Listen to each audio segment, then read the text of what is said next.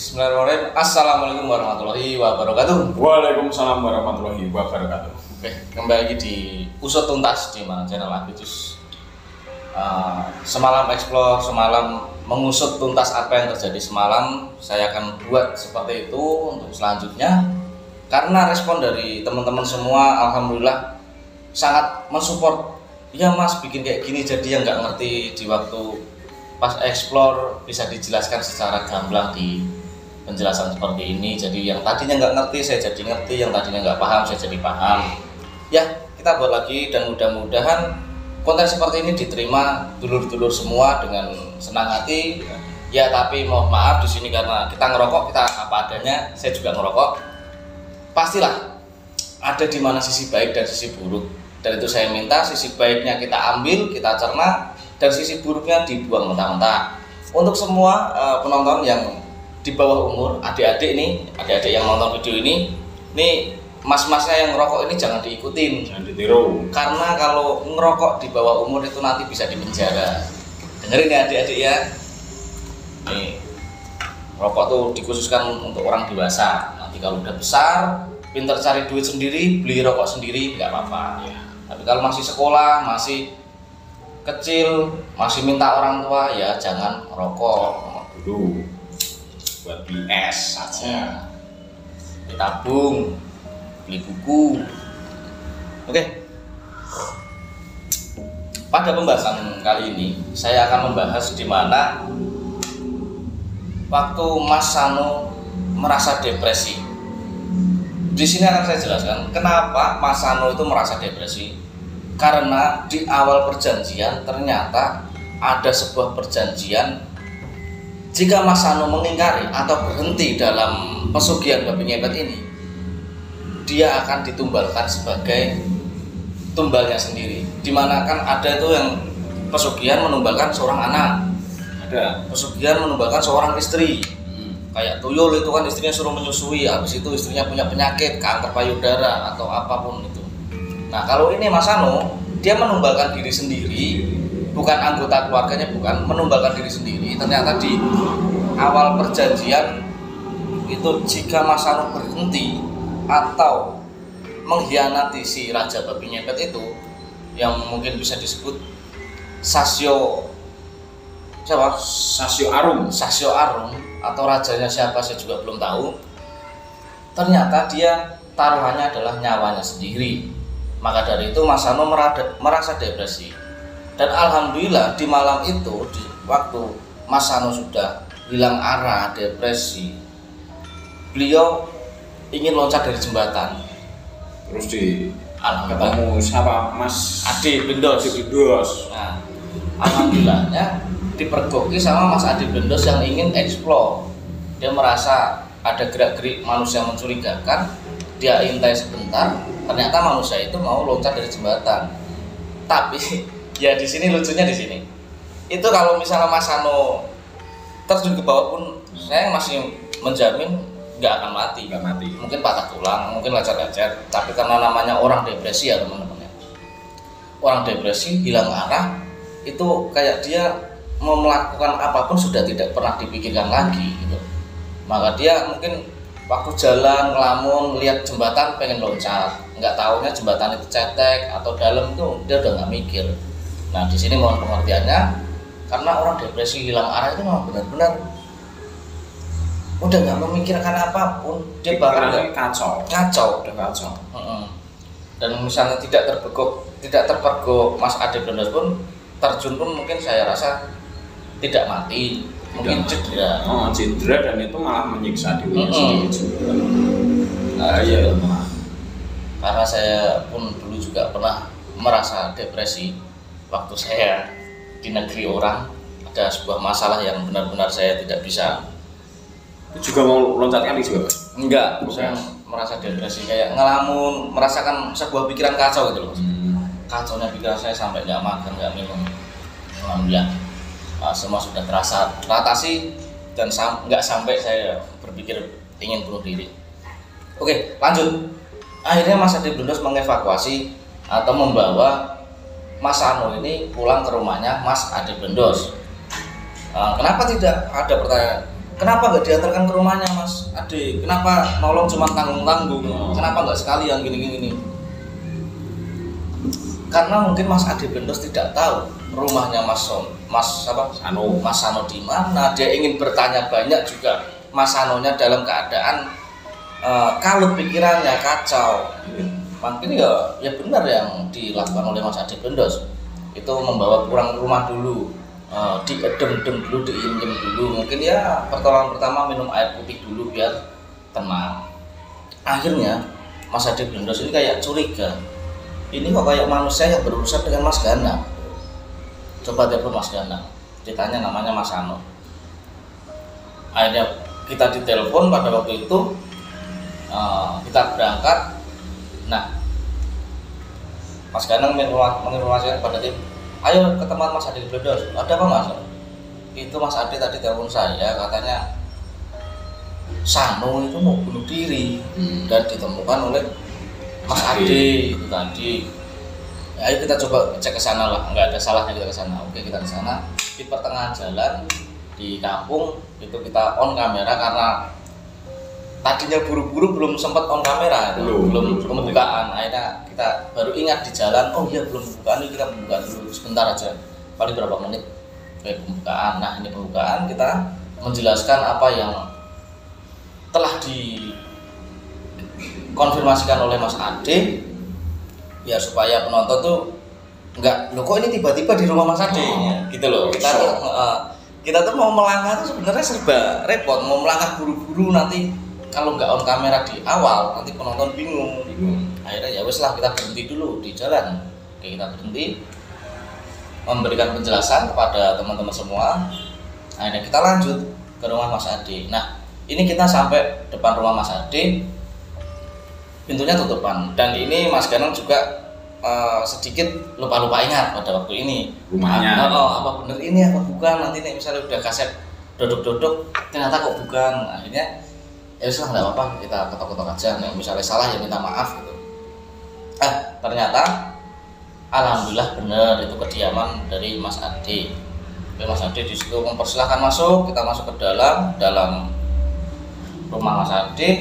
Itu posisi Mas Sano itu sudah terbaring dan sudah diselimuti pakai jari. Karena mungkin ya seadanya ya nggak perlu jaluk sing neko-neko, selimutnya tipis banget jari gini. Kok kasurnya katos, nggak ada ini. Kasurnya langsung gede kamben. Ya namanya ini ya, kita kan nggak pernah mempersiapkan itu. Yang penting tertolong. Yang penting selamat dulu. Di situ kita tanya-tanyai, Mas Ganang menanya-nanyakan oleh Mas Sano. Akhirnya Mas Sano menjelaskan, saya hidup pun udah percuma Mas, saya bakalan mati gitu. Loh kenapa Mas Sano bilang seperti itu? Ya karena saya di awal itu memang perjanjiannya seperti ini Mas, jika saya berhenti saya akan mati dibunuh oleh kerajaan babi ngepet yang saya anut ini, ya, atau Arum jin yang saya anut ini. Maka dari itu, daripada saya mati karena jin, karena iblis, lebih baik saya mati bunuh diri, kata Mas Sano seperti itu. Namanya orang udah kalut dan pikirannya kacau, ya ngomong ya sak mentok-mentok, bahkan nggak takut dalam hal kematian seperti itu. Oke, kita terima penjelasannya Mas Sano di situ. Kita beri pengarahan, beri suntikan semangat. Tidak lama kemudian datanglah sosok di mana itu siapa ya, waktu Mas Putra lihat videonya siapa? Masuk ke saya itu. Pas lihat videonya. Ini dari awal pertama ketemu itu belum nyebutin nama. Terus yang kedua itu nyebutin nama enggak? Saya juga lupa. Enggak, belum nyebutin. Tapi dari pihak stasiun. Iya, dari pihak sama. Tahu panglimanya, atau anak buahnya, atau suruhannya. Di situ menjelaskan bahwa kamu mau lari kemanapun, tetap saya ikuti, tetap kamu nggak akan lepas dari saya. Kamu harus mempertanggungjawabkan apa yang sudah kamu lakukan dan perjanjian di awal seperti itu. Bahkan makhluk tersebut berkata, nyawamu ada di tanganku, bahkan kematianmu bisa saja saya buat di sini. Tuh, nah, kita ya di situ tidak gentar.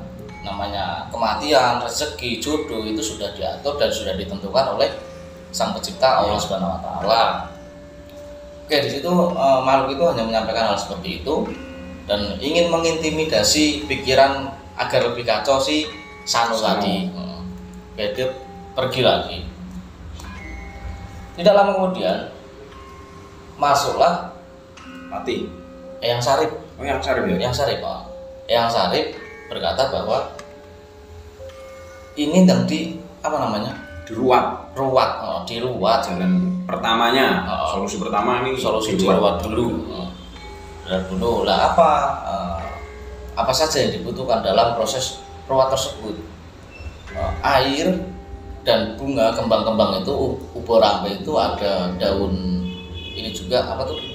Daun suruh dan beras itu genggam. Kita juga nggak tahu itu artinya apa, kenapa kembang-kembang, kenapa daun suruh, kenapa ada beras. Ya kita ikuti sajalah demi kebaikan pertolongan pertama untuk Mas Sano. Oke, kita jalankan, kita cari kembang-kembang di situ, kita cari daun suruh, kita bagi tugas. Akhirnya sudah ketemu semua, kita kumpulkan jadi satu di dalam wadah bak air. Mas Sano kita mandikan sambil baca sholawat ya. Baca sholawat. Nah, di sini pada waktu proses pemandian atau ruat Mas Sano ini tidak lama kemudian seperti dihampiri oleh sesuatu di mana kita juga nggak tahu. Itu kayak ketakutan, ada yang menghampiri, diusir sama dia gitu. Sampai terpeleset situ, jatuh bangun. Terlihat sekali dari raut muka Mas Sano itu kayak ketakutan. Benar-benar ketakutan luar biasa gitu. Nah, tidak lama dari ketakutan makhluk yang menghampirinya, tiba-tiba Mas Sano tidak sadarkan diri, di mana kita merasa itu pingsan pertamanya. Pingsan karena apa juga kita nggak tahu. Waktu pas cek denyut nadinya, denyut di lehernya, nafasnya, kok nggak ada semua ini. Innalillahi wa inna ilaihi raji'un. Ternyata Mas Sano sudah tiada pada waktu itu dan kita mikirnya ya meninggal pikiran kita. Saya seketika saya mikirnya Mas Sano udah meninggal gitu. Kasus sih, tetap kasus. Iya, kita pasti kita bakal diproses di polisian, namanya meninggal ya. Kita gotong masuk ke dalam rumah lagi. Tidak lama kemudian Eyang Sarip datang lagi untuk menginformasikan bahwa anak ini tidak meninggal, hanya saja sukmanya ditarik oleh kerajaan babi ngepet atau Sasyo Arun untuk dipertanggungjawabkan atas janji yang sudah diucap di awal penganutan pesugihan babi ngepet tersebut. Nah, ternyata di sini masih ada solusi dan usaha untuk mengembalikan sukma Mas Sano. Entah apapun nanti saat berhasilnya proses pengembalian sukma ini, Mas Sano menjadi seperti apa kita juga nggak tahu ya. Kan ada yang misalnya jenenginnya wobarin ki, oh kayak wong sudah nggak normal, nggak normal, pikirannya kayak gimana ya, kayak orang stres gitu, kayak orang gila gitu. Ya mungkin itu sih, kita berharapnya ya tidak terjadi. Kita berharapnya semua baik-baik saja dan kita berhasil dalam melakukan misi pengembalian sukma Mas Sano tersebut. Ada komentar gini, wah Mas Sano nih ngerepotin aja, udah mau bunuh Mas C, udah mau bunuh Mas Gase, tim Gase mau dihabisi sama dia. Di saat dia seperti ini merepotkan tim Gase juga. Ya gini ya teman-teman ya, kita sebagai manusia memang sudah sewajarnya dan sudah wadahnya untuk disakiti sesama manusia. Sekarang saya tanya, dari berapa puluh ribu yang menonton video ini, yang tidak pernah disakiti sama manusia siapa? Pasti pernah disakiti sama sesama manusia. Nah, manusia yang bijak itu adalah memaafkan secara lahir dan batin, tidak mengingat atas kesalahan manusia yang lainnya. Jadi ya saya sendiri juga sebenarnya mangkel saya itu, mangkel dan gondok di sini tuh saat saya teringat waktu saya diseret-seret tanpa ampun, saya dipukuli, saya sampai ditodong sebuah sajam di sana. Jika saya ingat-ingat ya, saya gondok di sini tuh pengen saya balas, tapi untungnya apa? Kalau saya balas, bahkan saya pukuli sampai meninggal, untung buat saya apa gitu ya? Saya itu malah merugikan kita. Nah, iya, bahkan jadi masalah di dunia, jadi masalah di akhirat nanti gitu. Jadi kita perlu berpikir jauh ke depan dalam melakukan suatu hal yang mungkin sekecil apapun dapat menjadi malapetaka kita sendiri di masa depan. Nah, seperti itu. Dan pada malam berikutnya, pada malam yang sama kita lanjut ke hutan, ternyata hasil nihil, tidak menemukan informasi sedikit pun, bahkan dari sahabat-sahabat goib kita juga tidak dapat memberi sebuah informasi yang aktual itu di mana keberadaannya, apa yang harus kita lakukan. Akhirnya sekitar jam 7:30, jam 7 kita bergegas untuk kembali karena kondisi fisik juga sudah ngantuk, udah lelah, udah lapar juga. Kita kembalilah, kita lanjut untuk malam yang berikutnya. Nah, nanti apa yang terjadi di malam berikutnya saksikan terus tim Gase. Dan jika yang belum paham pada waktu video pengeksploran ini, nanti akan kita jelaskan di segmen usut tuntas ini. Oke, terima kasih. Jika ada yang belum jelas bisa dipertanyakan lagi di komentar, dan mudah-mudahan saya berharap juga semuanya sudah jelas. Saya ucapkan terima kasih. Wassalamualaikum warahmatullahi wabarakatuh. Waalaikumsalam warahmatullahi wabarakatuh.